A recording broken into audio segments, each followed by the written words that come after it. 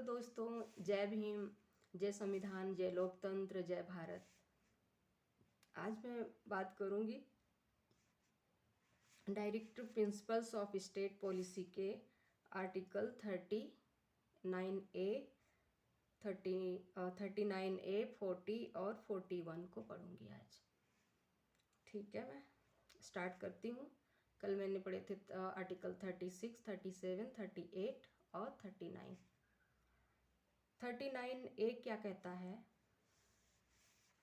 Equal justice and free legal aid, समान न्याय और निशुल्क विधिक सहायता की बात की गई है इस आर्टिकल में। The state shell secure that the operation of the legal system promotes justice on a basis of equal opportunity and shall in particular provide free legal aid by the suitable legislation or schemes or in other way to ensure that opportunities for securing justice are not denied to any citizen by reason of economic or other disabilities. Article 40 organisation of village panchayat से इसमें क्या है? ग्राम पंचायतों का गठन करने की बात कही गई है। The state shall take steps to organize village panchayats and endow them with such powers and authority as may be necessary to enable them to function as units of self government. Article 41 कहता है कि right to work, to education and to public assistance in certain cases the state shall within the limits of its economic capacity and development make effective provision for securing the rights to work, to education and to public assistance in cases of unemployment, old age, sickness and disablement and in other cases of unserved want। यानी अब मैं हिंदी में पढ़ती हूँ कि क्या कहा गया है 39 का में। और 39 का में कहा गया है कि समान न्याय और निशुल्क विधिक सहायता, यानी राज्य यह सुनिश्चित करेगा कि विधिक तंत्र इस प्रकार काम करे कि समान अवसर के आधार पर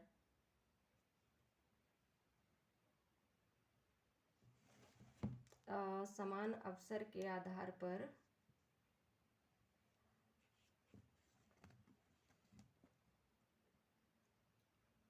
समान अवसर के आधार पर न्याय सुलभ हो और वे विशिष्टता यह सुनिश्चित करने के लिए कि आर्थिक या किसी अन्य निर्योग्यता के कारण अवसर के आधार पर न्याय सुलभ हो और ये सुनिश्चित करने के लिए कि वे आर्थिक या किसी अन्य निर्योग्यता के अवसर के आधार पर न्याय प्राप्त करने के अवसर से वंचित न रह जाए।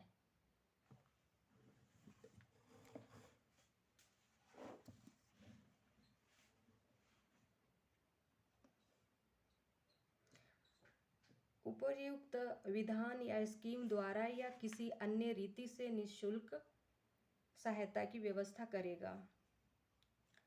आर्टिकल 40 ग्राम पंचायतों का गठन, राज्य ग्राम पंचायतों का संगठन करने के लिए कदम उठाएगा और उनको ऐसी शक्तियां और प्राधिकार प्रदान करेगा जो उन्हें स्वायत्त शासन की इकाइयों के रूप में कार्य करने योग्य बनाने के लिए आवश्यक हों। अनुच्छेद 41 कुछ दशाओं में काम, शिक्षा और लोक सहायता पाने का अधिकार। राज्य अपनी आर्थिक सामर्थ्य और विकास की सीमाओं के भीतर काम पाने के, शिक्षा पाने के और बेकारी, बुढ़ापा, निःशक्तता, अनहर, अभाव की दशाओं में लोक सहायता पाने के अधिकार को प्राप्त कराने का प्रभावी उपबंध करेगा।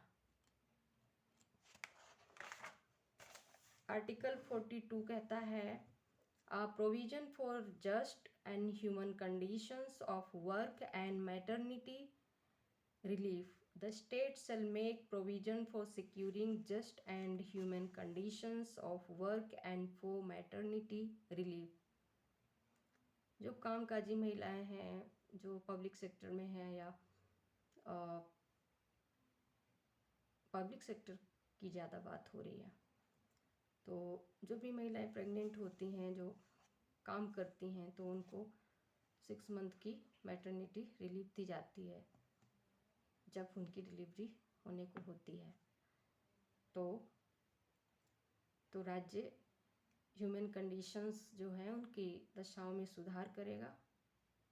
और राइट टू एजुकेशन की बात की गई है, राइट टू वर्क, उनको काम करने का अधिकार, उनके लिए काम करने की अच्छी कंडीशंस को प्रोवाइड कराने का जो अधिकार है वो स्टेट का होगा। 43 में क्या कहा गया है कि living wage ETC for workers, उनको जो मजदूरी है वो देने का अधिकार।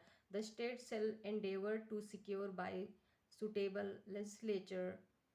legislation or economic organization or in any other way to all workers, agricultural, industrial or otherwise work a living wage conditions of work, ensuring a decent standard of life and full enjoyment of the leisure and social and cultural opportunities, and in particular the state shall endeavor to promote cottage industries on an individual or cooperative basis in rural areas.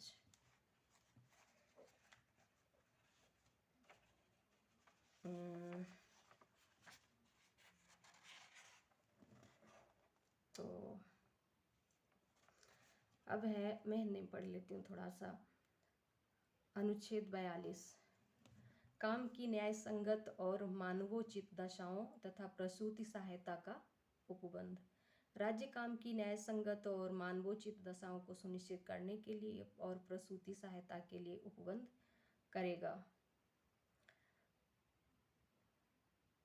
43 अनुच्छेद क्या कहता है? कर्मकारों के लिए निर्वाह मजदूरी आदि की व्यवस्था राज्य उपयुक्त विधान या आर्थिक संगठन द्वारा या किसी अन्य रीति से कृषि के, उद्योग के या अन्य प्रकार के सभी कर्मकारों को काम, निर्वाह मजदूरी, शिष्ट जीवन स्तर और अवकाश का संपूर्ण उपभोग सुनिश्चित करने वाली काम की दशाएं, सामाजिक और सांस्कृतिक अवसर प्राप्त कराने का प्रयास करेगा और विशिष्टतः ग्रामों में कुटीर उद्योगों को व्यक्तिक या सहकारी आधार पर बढ़ाने का प्रयास करेगा।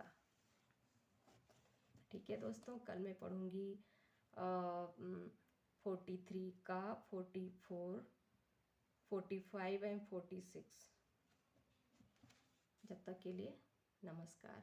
मेरे चैनल को सब्सक्राइब, शेयर, लाइक और कमेंट करना ना भूलें।